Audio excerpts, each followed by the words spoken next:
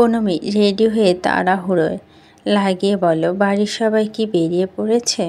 গাড়ি স্টার্ট হওয়ার শব্দ পেলাম। আমি যাব না। ইরফান ওর হাতটা শক্ত করে ধরল। নিচতলা নামতে নামতে বলল, যাবে তো আমার সাথে? বাড়ি থেকে গিয়েছে ইসি আর পরি। শারীরিকভাবে দুর্বল তো পরিও। এই রাতে দৌড়ঝাঁপ সহ্য হবে না শরীরের। বাইকের কথা শুনে পুনমি ভীষণ আশ্চর্য হয়ে গেল। বলল, বাইকে উঠব? এতে আশ্চর্য হবার কি আছে? পুনমি কথা বলে না। সে কখনো বাইকে ওঠেনি, ভাইয়া ওঠায়নি, ঝুঁকিপূর্ণ তাই। তবে তার খুব ইচ্ছে হতো বাইকে চড়ার বারবার। মনে মনে ভীষণ খুশি হলো। মাথা নিচু করে পুনমি দাঁড়িয়ে থাকে। ইরফান ওকে একটা হেলমেট পরিয়ে দিয়ে বাইকে উঠে বলল, আমাকে ধরে বসো শক্ত করে। পুনমি তাই করলো। ইরফান বলল, দুপা ছড়িয়ে বসো, এটা সোফা সেট নয় বাইক, ওভাবে বসাতে ঝুঁকি থাকে। পুনমি তাই করতে লাগলো ইরফান যা যা বলছে। ইরফানের দু কাঁধে হাত পুনমির। ইরফান হাত দুটো টেনে নিয়ে নিজেকে পেঁচিয়ে ধরল। পুনমি লোকটা উষ্ণতা আড়ষ্ট হলো। বুকের কাছে যে হাতটা রেখেছে পুনমি, ওই হাতে টের পেল ইরফানের হৃদয়ের স্পন্দন। কি শান্ত, কি ধীর এখন। ঠিক এই লোকটার স্বভাবের উল্টো। তখন থেকে কলিং বেল বেজে চলছে। তখন রাত প্রায় 2টো। তাহাজ্জুদ নামাজ আদায় শেষে সামান্য ভেজা ছিঁড়ে মুখে নিয়ে কাজী আলতাফউদ্দিন বিছানায় যাওয়ার প্রস্তুতি নিচ্ছিলেন। বৃদ্ধ স্ত্রীর সাথে নিউ মার্কেট রোডে এই ফ্ল্যাটে কাজে একা থাকেন। ছেলেমেয়েরা সব যে যার সংসার নিয়ে বিভিন্ন শহরে ব্যস্ত। আলতাফউদ্দিনের স্ত্রী ঘুম খুব গাঢ়। তার ঘুম না ভেঙে আলতাফউদ্দিন নিজে গিয়ে দরজা খুলে দিল এবং সাথে সাথে খেলো একটা ঝাটকা। ইরফান তাকিয়ে আছে স্বাভাবিক ভঙ্গিতে, তবে কাজী আলতাফউদ্দিন থরথর করে কাঁপছে। পুনমির হাত ধরে দাঁড়িয়েছিল ইরফান। স্বাভাবিক গলায় কাজীকে সালাম দিল। কাজী আলতাফউদ্দিন ঢোক গিলে নিয়ে সালামের জবাব দিয়ে বলল, কি চাই নানু ভাই? আপনাকে আমাদের সাথে যেতে হবে। কোথায়? বিয়ে পড়াতে। হাঁসফাঁস করে উঠে আলতাফউদ্দিন বলে, তোমাদের না দুবার বিয়ে হলো? আর কত? কথাটা শুনে পুনমি কেন জানি খুব লজ্জা পেল। ইরফান বলে উঠল, বিয়েটা আমাদের নয়, বিয়েটা আমার ছোট বোনের। সিটি হসপিটালে যেতে হবে, রেজিস্টার খাতা আর টুপিটা নিয়ে চলুন। হাসপাতালে যেতে হবে বিয়ে পড়াতে? এইবার কাজী আলতাফউদ্দিন যেতে গিয়ে বলেন, পারবো না আমি। তোমাদের বাড়ি একটা বিয়েও আর আমি পড়াবো না। যথেষ্ট করেছো তোমরা, যথেষ্ট। অনেক ধৈর্য ধরেছি আমি।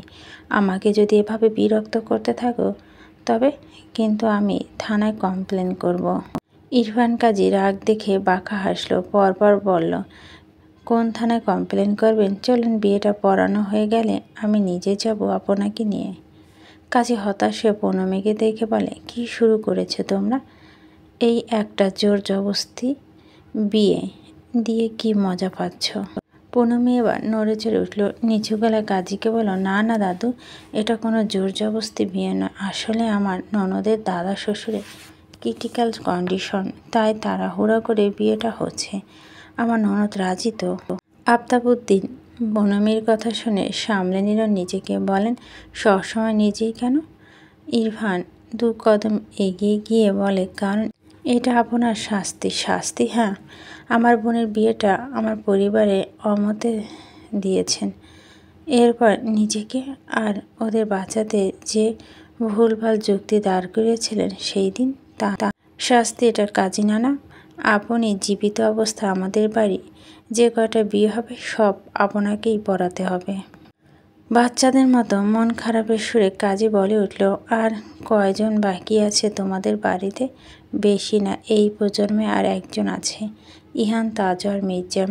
আর পরের প্রজন্মে আপনাকে জানাবো না, কারণ ততদিন আপনি লাস্টিং করবেন না। মুখটা কাঁচুমাচু করে দাঁড়িয়ে রইল কাজী, আর কোনো কিছু না বলে। ইরফান বাড়ি ড্রাইভারকে কল করে বলো, গাড়ি এসেছে? আচ্ছা কাজী সাহেব, রেডি করিয়ে আনছি, দাঁড়ান। কল কেটে কাজীকে দেখল ইরফান। বেশ শান্ত সুরে বলল, চুপচাপ রেডি হয়ে গাড়িতে গিয়ে বসুন নানা, সোজা সিটি হসপিটাল যাবে গাড়ি। যদি মাঝপথে নেমেছেন তো আমি কিন্তু বাইক নিয়ে আপনার পিছনে আসছি। উজ্জ্বল কেবিনে কাজ গলিয়ে দৃষ্টি দিয়ে রেখেছে মিজান মাহমুদের দিকে। সৃষ্টিকর্তা কৃপা, অবস্থা খানিকটা স্থিতিশীল, হার্ট পরানো হবে রিং। বিয়েটা হয়ে গেলে যত দ্রুত সম্ভব সার্জারি হবে। দুজন স্পেশালিস্ট আসছে। লাল বেনারসি গায়ে জড়িয়ে দূরে দাঁড়িয়ে উজ্জ্বলকে দেখছে স্নেহা। বড়রা ওয়েটিং রুমে বিভিন্ন স্থানে শুকনো মুখে বসে আছে। ইনু প্রীতম এসে পৌঁছেছে ঠিক রাত 2:30 নাগাদ। কাজী আফতাবউদ্দিন এসে পৌঁছালো হসপিটালে। তার পিছনে পিছনে ওয়েটিং রুমে ঢুকে ইরফান, পূর্ণমী, ঋতু ওদের দেখে অবাক। এগিয়ে গিয়ে মৃদু ধমক দিয়ে ইরফানকে বলে, ওকে আনলি কেন? বারণ করলাম তো। বৃষ্টিতে তো ভিজে গিয়েছিস দুজনে, বাইরে খুব বৃষ্টি। বাইকে থাকা ইরফান, পূর্ণ দুজনে ভিজে গিয়েছে। ইরফান জবাব না দিয়ে মায়ের আঁচল টেনে নিজের মাথাটা মুছে নিয়ে পরপর আরও একটা কাজ করে ইরফান। ঋতুর আঁচল দিয়ে পূর্ণমী মাথাটা মুছে দেয়। ঋতু ছেলেকে দেখতে থাকে আর পূর্ণমী পাচ্ছে লজ্জা। ছেলেটা একটু বেশি করে। যদি তার শাশুড়ি মাইন্ড করে এসব নিয়ে কি কথা শোনায়। পূর্ণমী কটু কথা, খোঁচা মারা কথা শুনতে পারে না একদম, তার কষ্ট হয়। ঋতু চুপচাপ মিনিটখানেক ছেলে আর ছেলের বউকে দেখে একটা লম্বা শ্বাস ফেলে। মনে মনে একটা বিষয় তাকে প্রশান্তি দেয়। ছেলেটির দুটো যুবক ইলহাম মির্জা হয়নি। হোক যেমন হোক, বউয়ের পাগল হোক, বউ পাগল হোক, অন্তত যুবক বয়সে ইলহাম মির্জা না হোক। এরপর ঋতু নিজের আঁচল টেনে নিয়ে ইরফানকে সরিয়ে দিল। ধুর, ভালো করে মুছতেও পারিসনি। আর পূর্ণমীকে এটা কি জামা পরতে দিয়েছিস তুই? মুরব্বি আছে এখানে, তো তোর কি বুদ্ধিশুদ্ধি নেই? ইরফান হাসতে হাসতে পাশে সরে দাঁড়ায়। ঋতু পূর্ণমী মাথা মুছিয়ে দিয়ে শক্ত গলায় বলে, এসেছ আর যাই করছো, বিয়ে হয়ে গেলে তাড়াতাড়ি চলে যাবে ইরফানকে নিয়ে। ভিজে একাকার হয়েছ। ক্যাবিনের দরজা হাট করে খুলে রাখা হয়েছে। একজন ডক্টর থেকে পারমিশন নিয়ে উজ্জ্বল আর স্নেহা এসে সেই খুলে রাখা দরজার সামনে দুটো চেয়ার পেতে বসলো। ওয়েটিং রুমে বড় সোফা হাটে কাজে বসেছে। ইনু গিয়ে টেনে দিল স্নেহার ঘোমটা। স্নেহা এত কিছু খেয়াল করছিল না। তার দৃষ্টি ক্যাবিনের ভিতরে বিশেষ সুরক্ষার সরঞ্জামে আবৃত বৃদ্ধ লোকটার দিকে। না কথা বলছে, না চোখের পাতা ফেলছে, ছলছল চোখে তাকিয়ে দেখছে স্নেহা আর উজ্জ্বলকে। স্নেহা ঘাড় ঘুরিয়ে পাশে বসে থাকা লোকটাকে দেখল। সাদা ধবধবে পাঞ্জাবিতে মানিয়েছে বেশ। কাজে বিয়ে পড়াতে শুরু করে এবং সবাইকে সাক্ষী রেখে উজ্জ্বল, মাহমুদ এবং শ্রাবন্তী, স্নেহা দুজনে মনে কোনো জড়তা না রেখে কবুল বলে। মিজান মাহমুদ নাতির বিয়ে দেখে দু চোখ বন্ধ করে নেয়। ভিতর ভিতর স্বস্তির শ্বাস ফেলে চোখে পানি ছেড়ে দেয় নিশ্চুপ। রাত বাড়ছে সকলের উদ্বিগ্নতা। স্পেশালিস্ট এসে এখনও পৌঁছায়নি। উজ্জ্বল তার সদ্য হওয়া শ্বশুরবাড়ির লোকের আন্তরিকতা আপ্লুত। অনুরোধ করে সবাই যাতে বাড়ি গিয়ে বিশ্রাম নেয়। এভাবে কতক্ষণ হাসপাতালে থাকা যায়? শুরুতে বড়রা কেউ মানেনি কথাটা। শুধুমাত্র ইরফান, পূর্ণমী, ইনু, প্রীতম আর ইহানকে পাঠিয়ে দিয়েছে বাড়িতে। কিন্তু সেটাই উজ্জ্বলের অনুরোধের কাছে হার মানল সবাই। এমনিতেও এটা ঠিক, এতজন মিলে এভাবে থাকাটা উচিত না। এটা দৃষ্টিকূট। অথরিটি বিরক্ত হয়। অন্যরা ক্রিটিক্যাল যে পেশেন্টগুলো আছে আশেপাশে ক্যাবিনে, অনেক সময় তাদের সমস্যার কারণ হয়ে যেতে হয়। তাই সবাই বাড়ি যাওয়াটা ঠিক ধরে নিল। সকালে সার্জারি, তখন না আসা যাবে। এক কোণে দেওয়ালে ঠেস দিয়ে দাঁড়িয়ে আছে স্নেহা। ঠেস দিয়ে দাঁড়িয়ে আছে কারণ ঠিকভাবে দাঁড়িয়ে থাকতে পারছে না সে টের পাচ্ছে তার সমস্ত শরীর অস্বাভাবিক মাত্রায় কাঁপছে। ঘোমটা খসে পড়েছে, সেই দিকে তার খেয়াল নেই। দৃষ্টি অদূরে ক্যাবিনের দরজার সামনে ফ্যাকাশে মুখে দাঁড়িয়ে থাকা লোকটা, সারা গায়ে নিবদ্ধ। ওই লোকটা তার স্বামী। হ্যাঁ, স্বামী। খুব ভারী একটা শব্দ স্নেহা কাছে, অন্তত মামিদের দেখা সেটাই শিখিয়েছে ছোট থেকে। ওই রকম একটা ভারী সম্পর্কের দাবি নিয়ে লোকটা দাঁড়িয়ে আছে। সে এখন কি করা উচিত সে বুঝতে পারছে না। মামিদের জিজ্ঞেস করে। আলোয়ারি দুই মেয়েকে ওভাবে কাঁপতে দেখে এগিয়ে এলো। কি হয়েছে? শরীর খারাপ লাগছে? দুপাশে মাথা নাড়া স্নেহা এতবার লম্বা একটা শ্বাস ফেলে বলে, তোমরা চলে যাচ্ছ? হ্যাঁ, আমার কি এখানে ওনার সাথে থাকা উচিত মামি? প্রশ্নটি করে সে দু মামির মুখ দেখতে থাকে আগ্রহ ভরে। আলো হালকা গলায় বলে, তোর মনে কি বলছে? উচিত, তবে উচিত স্বামীর প্রতি যেটুকু কর্তব্য পালন করতে হয় মন থেকে করতে হয়। সে হাত গুটিয়ে দাঁড়িয়ে রইল, আর কিচ্ছুটি বলল না। বড়রা চলে গেলে ওখানে ঠাই দাঁড়িয়ে থাকলো দীর্ঘ সময়। তারপর ওর হুঁশ ফিরল যখন ফজরের আজান হলো। আশেপাশে তাকিয়ে দেখলো লোকটা কোথাও নেই। লোকটা তার দাদুর ক্যাবিনে। সে ধীর কদমে গিয়ে দরজায় দাঁড়িয়ে রইল, চেয়ে রইল ফ্যাল ফ্যাল করে। নিজামের বৃদ্ধ ডান হাতটা আলতো করে ধরে রেখেছে উজ্জ্বল। যে হাতটা উজ্জ্বলের মাথায় ছিল এতদিন। নিজাম মাহমুদ কষ্ট করে একটু হাসার চেষ্টা করে এতক্ষণে বলে উঠল, কেমন দিলাম? অতি তীক্ষ্ণ সেই আওয়াজ। উজ্জ্বল আর সামলে রাখতে পারল না নিজেকে। দাদুর হাতটা টেনে কপালে ঠেকে কেঁদে দিয়ে বলল, জঘন্য দিয়েছ, অতি জঘন্য। নিমিষে চমকে ওঠে সে, নিমিষে তাকিয়ে থাকে লোকটার দিকে। সে কি ভুল দেখেছে? ওই লোকটা কাঁদছে। পুরুষ লোকটা। এর এক অবিশ্বাস্য দৃশ্য সে আর চোখে। তা কখনোই শীতকাঁদুনি পুরুষ মানুষ পছন্দ ছিল না। পুরুষের শক্ত খোলাসটা বারবার তাকে টানত, যেমন ছিল রাগী মির্জা। পুরুষের চোখের জল বিরক্তকর ছিল সেহার কাছে। আজ চোখের সামনে নিজের সদ্য হওয়া বরকে পাবে অবুঝের বাচ্চাদের মতো কাঁদতে দেখে সে হতচকালো। এই পুরুষের সাথে তার সংসার হতে চলেছে। তবে সে আর টের পেল তার মোটেও বিরক্ত লাগছে না পুরুষটাকে, বরং ভীষণ মায়া লাগছে। এমনবার সে ইচ্ছে করছে গিয়ে মাথায় হাত বুলিয়ে দিতে। মিজান মাহমুদ নিজের দুর্বল হাতে সরানোর ব্যর্থ চেষ্টা করলো। পুনরায় সে ক্ষীণস্বরে বলল, হাত ছাড় আমার, হাত ছাড়। এই হাতটা আর কত ধরে রাখবি? পিছনে যে দাঁড়িয়ে আছে ওই হাতটা ধরে দাঁড়া। আরে ছাড় না। এই হাতটা তোর মাথায় থাকতো, ওই হাতটা তোর বুকে থাকবে। আর কাঁদিস না, থাম না গাধা। নতুন বউ দেখ কি সুন্দর লাগছে। তখনও বৃষ্টি থামেনি।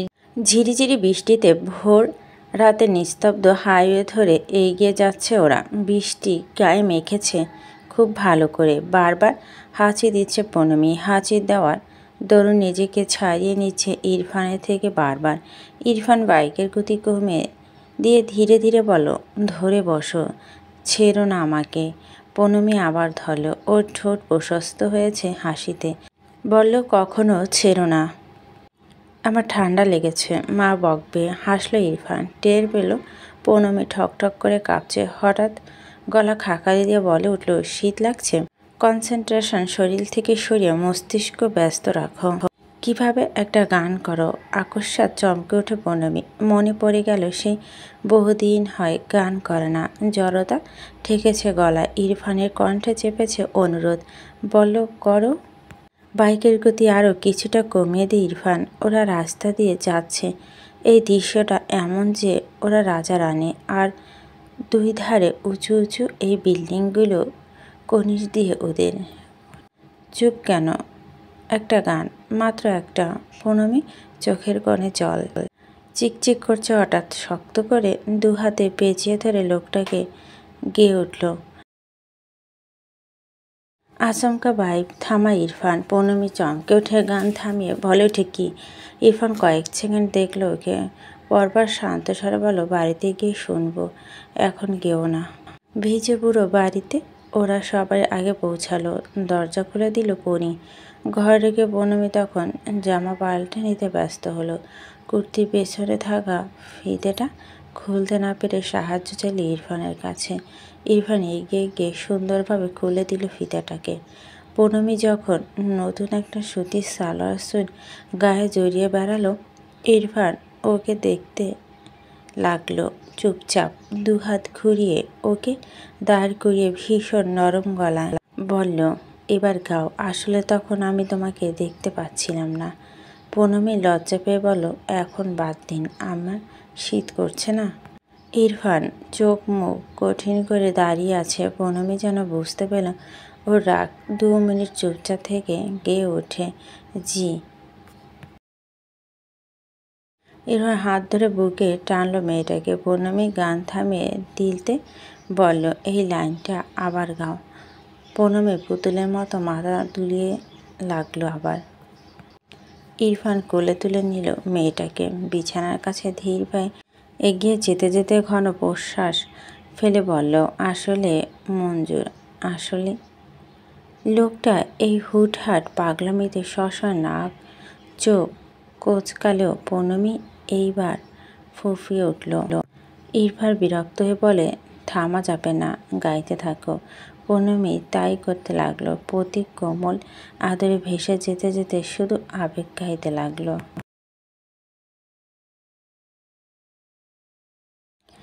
গুনে গুনে 7টা দিন পেরিয়েছে সেহার বিয়ের। অবাক দৃষ্টিতে 3D সিস্টেম ক্যালেন্ডারটা স্ক্রিনে তাকিয়ে থেকে ব্যস্ত হাতে নিজের জামা কাপড় গুছিয়ে নেয় ব্যাগে। 2 মাস পেরিয়ে গেল, কোথাও থেকে কি হয়ে গেল সে টেরই পেল না কিছু। হ্যাঁ, তবে শুধু টের পেয়েছে লোকটার সাথে তার পরিচিতি বেড়েছে, লোকটার পছন্দের রং সাদা জেনেছে, লোকটা তাকে কিছু উপহার দিয়েছে, সে লোকটাকে কিছু উপহার দিয়েছে। এই তো এই 2 মাসে সেকেন্ড ইয়ার পরীক্ষা শেষ করেছে ভীষণ ব্যস্ততায়। রাজশাহীতে সে চলে এসেছে বিয়ের 3 দিন পরই। নিজাম মাহমুদ সার্জারি হওয়ার পর তার জ্ঞান ফেরা এবং একটা স্থিতিশীল অবস্থা নিশ্চিত করেই সেহা শহর ছেড়েছিল হুট করে দেওয়া এক্সামের রুটিনের চাপে। বিয়ের 2 মাসে উজ্জ্বলের প্রতি সপ্তাহে এসে দেখা করেছে রাজশাহীতে সেহার সাথে, তবে রেস্তোরাঁ বাইরে কোথাও দুজনের সাংসারিক জীবনে আলাপ পাড়ার সুযোগ পায়নি। দেয়নি দুজনকে সেই সুযোগ। শান্ত বহুবার অ্যাপার্টমেন্টে নিমন্ত্রণ করলেও উজ্জ্বল যায়নি সেখানে। তার ইচ্ছে অনুষ্ঠান করে বউ তুলে নেওয়ার পরই হোক সব কিছু স্বাভাবিকভাবে। সে ব্যাগ গোছাচ্ছে, কারণ আজ সে রাজশাহী ছাড়বে।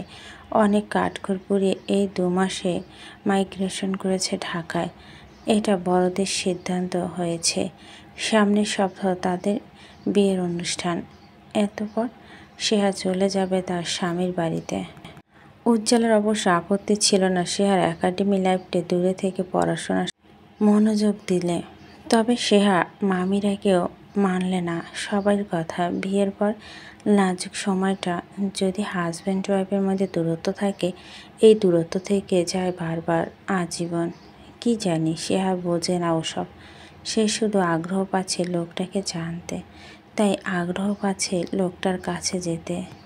ব্যাগেজ গুছিয়ে সেহা নিজেও তৈরি হয়ে নেয়। শান্ত যাবে না তার সাথে, বড় দাদান ব্যস্ত। ইরফান মির্জা সেহা চায় না, তাই সবাইকে জানিয়েছে একা একাই সে পৌঁছে ঢাকাতে। সে তো আর ছোট নয়। চলে চিরুনি বসাতে সেহা ফোন বেজে ওঠে। লোকটার সাথে তার সকালে খুব একটা কথা হয় না, হয় বিকেল আর রাতেই। আজ এত সকালে উজ্জ্বলের কল পেয়ে সে অবাক হয়ে কলটা রিসিভ করতে ওপাশে ব্যস্ত গলায় শোনা যায়, তুমি কি উঠেছ? হ্যাঁ, আমি তো রেডি হচ্ছিলাম। কিন্তু কেন? আমতা আমতা করছে উজ্জ্বল, যেন খুব সংকোচন তার। তোমাদের অ্যাপার্টমেন্টে বলা পসিবল, গেট বন্ধ, আমি ঢুকতে পারছি না। তোমার ব্যাগেজগুলো কিভাবে নামাবে? হতবাক সেহা। বলো, মানে আপনি এসেছেন? হ্যাঁ, কেন? বিস্ময়ভীত সেহা হ্যাঁ করে আছে প্রশ্নটি করে। কেন আবার তোমাকে নিতে? আচ্ছা, কেয়ারটেকারকে কল করে বলো গেটটা খুলে আমি নামাবো ব্যাগেজ। আঙ্কেলকে কষ্ট করতে হবে না। ঘোর কাটছে না সেহার। এই লোক তাকে নিতে এসেছে, কিন্তু এমন তো কথা হয়নি। তবে কেন এসেছে? ওটাও বুঝি স্বামী দায়িত্ব। সত্যি বলতে অপরিচিত থেকে পরিচিত তারা হয়েছে অনেকটাই, তবে সেখানে স্বামী স্ত্রীর সুলভ আন্তরিকতা খুব কমই থাকে জড়তা। এই 2 মাসে সে কয়বার তার সাক্ষাৎ করেছে। লোকটার ড্রেস থেকে শুরু করে সব কিছু গিফট করেছে সেহাকে, ওই যে স্বামীরা যেভাবে করে। তবে আজকে এইটুকু শেয়ার বিস্ময় হৃদয়স্পন্দ বাড়িয়ে দিল। খুব ব্যস্ত লোক এই ভোরে এসেছে তাকে নিতে। শান্ত গলায় শব্দ পেয়ে সেহা ঘোর কাটল। তাড়াহুড়ো ভঙ্গিতে শান্ত সদর দরজার দিকে এগিয়ে যাচ্ছে। আরে কি আশ্চর্য, ছেলেটা এমন একটা কাজ করে বসলো। গেট খুললে উজ্জ্বল ফ্ল্যাটে ঢুকলো। আজ অক্টোবরের 1 তারিখ, অক্টোবরের প্রথম ভোর, প্রথম সাদা শিউলির মতো সতেজ লোকটা সাদা শার্টের দেখল শিয়া। একটু অস্বস্তি হলো তার। এই লোকটাকে যে কয়বার দেখে নিজেকে খুব ছোট মনে হয় শিয়ার। সৌন্দর্যের দিক থেকে পুরুষ মানুষ এত সুন্দর হতে নেই। উজ্জ্বল তাকিয়ে আছে নিমেষ। মেয়েটাকে প্রথম যেভাবে দেখেছে, দিনকে দিন পরীক্ষার টেনশনে একেবারে স্বাস্থ্য খারাপ হয়ে ফেলেছে। কিচ্ছুটি আগের মতো নেই। তবে যেটা বারবার থেকে গিয়েছে সেটা হলো মায়া আর মাসুম মাসুম ভাবটা, যেটা ওই চশমা নিচে চোখ দুটো আছে। শান্ত জামাইকে নিয়ে কি করবে না করবে দিশা খুঁজে পাচ্ছে না। বসতে বলে উত্তেজিত গলায় বলো, এভাবে আসলে? এত ভোরে কষ্ট করে কেন আসলে?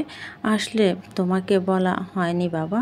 অনুষ্ঠান এখনো হয়নি, সব কিছু স্বাভাবিক হয়নি তাই। উজ্জ্বলের শান্ত দৃষ্টি তার সামনে মাথা নিচু করে দাঁড়িয়ে থাকা ভদ্র মেয়েটির মুখ। শ্বশুরকে বলল, সব কিছু স্বাভাবিক হয়নি? বিয়েটা তো অস্বাভাবিক নয়। অনুষ্ঠান হোক বা না হোক, আসা যাওয়া হোক বা না হোক, বউ তো আমার। চমকে উঠে চোখ তুলে সেহা। বউ সম্বোধনটা তার লজ্জা বাড়িয়ে দিয়েছে। উজ্জ্বলের ঠোঁটের কোণে স্মিত হাসির রেখা। চোখ নামিয়ে উঠে দাঁড়িয়ে শ্বশুরের হাত থেকে চায়ের কাপ নিয়ে কাপটা রাখে। তারপর শান্তকে আগে বসতে বলে নিচে বসে। নিজাম কাকার কি অবস্থা? জি ভালো। গত পরশু কথা হয়েছে আমার, সাবধানে রেখো। আর সেহা ঢাকা পৌঁছে আগে দাদুকে দেখা দিবি, ঠিক আছে? সেহা চুপচাপ মাথা নাড়ায়।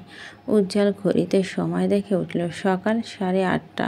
মেট্রো রেল ধরতে হবে। সেহাকে তাড়া দিয়ে শান্ত থেকে বিদায় নিয়ে ওরা ব্যাগেজ নিয়ে নামলো নিচে। সংকোচে গুটিয়ে গিয়ে সেহা লোকটা পিছু পিছু নামলো। মেট্রো স্টেশনে ভিড়ের মাঝে হাঁটছে দুজন টিকিটটা নিয়ে। উজ্জ্বল হালকা গলায় বলে যাচ্ছে, গাড়ি নিয়ে আসার ইচ্ছে ছিল, তবে ড্রাইভার ছুটিতে, নিজে ড্রাইভ করব সেই শক্তি গায়ে নেই। গত 3 রাত জেগে একটা কেস স্টাডি করে যাচ্ছি। তবে আসতে গেলেই বা কেন? দাদু জোর করেছে। আমি তো ছোট নই। নিশ্চুপ হাসে উজ্জ্বল। পরপর বলে, তুমি ছোট না, তুমি আমার স্ত্রী, এবং দেশের পরিস্থিতি ঠিক নেই। I can't take any risk. সেহা মোহিত হয়ে লোকটার কথাতে। কথাগুলো সাবলীল, তবে সেহা ভীষণ শিহরিত হয়। একটা অদ্ভুত প্রশান্তি তাকে ঘিরে ফেলে চারদিক থেকে। উজ্জ্বলের পিছু পিছু ট্রেনে উঠে সেহা বসল। উজ্জ্বল ওকে বসিয়ে রেখে বাইরে এসে কিছু স্ন্যাক্স কিনে নিয়ে সেহার সামনে একে একে করে সব সাজিয়ে রাখে। এমনিতে টিস্যু পেপারও। সেহা চুপচাপ দেখতে থাকে মানুষটাকে। মানুষটার চওয়ালা গম্ভীরতা, একে ভারিক্য এক সুদর্শন লোক। সেহা শুনেছে বয়স্ক লোক বিয়ে করলে একজন দারুণ অভিভাবক পাওয়া যায়, তবে তার কাছ থেকে যত্ন পাওয়া গেলেও রোমান্টিকতা খুব একটা আশা করা যায় না। তবে এখন সেমন একটা কথাই ঘুরছে। রোমান্টিকতা থেকে পুরুষের যত্নমাখা এই গম্ভীরতাটুকু বেশ উপভোগ্য, বেশ আকর্ষণীয়। ট্রেন চলছে শুরু করেছে। দুজন ছেলে এসে সেয়ার পাশে বসে যায়। উজ্জ্বল তড়িতে উঠে মাঝখানটা বসে সেয়াকে আড়াল করে রাখে। সে চুপচাপ হাসে। দৃষ্টি ঘুরে সম্মুখে জানালা থেকে শহরে ফাঁকা ফাঁকা আকাশ দেখে। টেবিলে শুধুমাত্র ইরফান ছিল। সে নাস্তা করছে। ঋতু আর আলো রান্নাঘরে। পূর্ণমী রান্নাঘরের সম্মুখে একটা লোহার ক্যাবিনেটের উপর বসে আছে চুপচাপ। স্বামীন এসে বসলো ডাইনিংয়ে। তার শান্ত দৃষ্টি ইরফানের দেখছে। আজ এখানে একটা ছোটোখাটো ঝামেলা বাঁধবে আলো জানে, তাই সে সরছে না। চাচা ভাইপো মাঝখান থেকে। পূর্ণমীকে বলো, ওকে গিয়ে বিশ্রাম করো। ইসির শরীর ভালো নেই, ওর সাথে গিয়ে গল্প করো। একটু পর যাই বড় মা। কেন? কয়েক সেকেন্ড চুপ থেকে মিনমিন স্বরে পূর্ণমী বলল, উনি অফিসে চলে গেলে যাব। আলো দেখতে থাকে মেয়েটাকে। দিন দিন বড্ড মায়া মায়া হয়ে ধরা দিচ্ছে মেয়েটা এই সংসারে, তাদের ছেলের জীবনে। বহুলাংশে না হলেও ইরফান অনেকটাই গৃহস্থী গোছাল এবং শান্ত হয়েছে এই মেয়েটির আগমনে। খাওয়া শেষ করতে ইরফান বড় বাবার মুখের দিকে তাকায়। সে জানে না সে কি করেছে, তাই ভুরু উঁচায়। শামিন বলল, এসব কি শুনছি? কি শুনছ? তোমার নামে সবসময় কমপ্লেন আসে, কর্মচারীদের সাথে তোমার আচরণ ঠিক নেই। আর কত ইরফান, অফিসটা এখন থেকে পুরোপুরি তোমাকে সামলাতে হবে। তুমি যদি কর্মচারীদের সাথে একটা বন্ধুত্বপূর্ণ সম্পর্ক না করতে পারো, তোমার বাবা কিন্তু অনেক দক্ষ ব্যবসায়ী ছিলেন, প্লিজ তার মতো হও। কর্মচারীদের সাথে ফ্রি হও। এতটা কঠোর? পানি খেলো ইরফান। বলল, সে কি কথা বড় বাবা, আমি কঠোর? আমি তো গতকাল একজনের চাকরি বাঁচাতে হেল্প করলাম। কি করে আবার? মুখে পানি গেলে নিয়ন্ত্রণ করে গা ছাড়া ভঙ্গিতে বলে ইরফান। শামিন থতমত মুখে বসে আছে। পূর্ণমী আর আলো হেসে ফেলল, তবে শব্দ করে না। ঋতু এসে ছেলের বউকে বলে, এত হাসি পাচ্ছে, তোমাকে আনা হয়েছে ওকে শোধরাতে, উল্টো তুমি ওর মতো হয়েও না। পূর্ণমী মুখ চেপে ধরে। শামিন ছেলেটাকে কিছু বলতে যাবে, ইরফান ব্লেজার হাতে নিয়ে উঠে দাঁড়ায়, বলে, কঠোর নয়, মাসে মাসে 1.5-2 লাখ টাকা চুরি হয়, তাই একটু রাগারাগি করি সবাইকে, একটু বকি। তুমি আরাম করো। রাগ নামিয়ে চুপচাপ বসে থাকে শামিন। ইরফান টিফিনের বক্স নিয়ে বেরিয়ে যায়। আজ সে আসবে, উজ্জ্বল দুপুরে খাবে। রান্নাঘরে প্রচুর কাজ।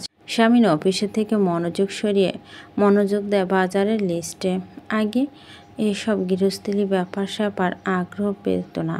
শামিনের আশ্চর্য বিষয় এখন পাচ্ছে। এখন তার বাজারের লিস্ট করতে ভালো লাগে।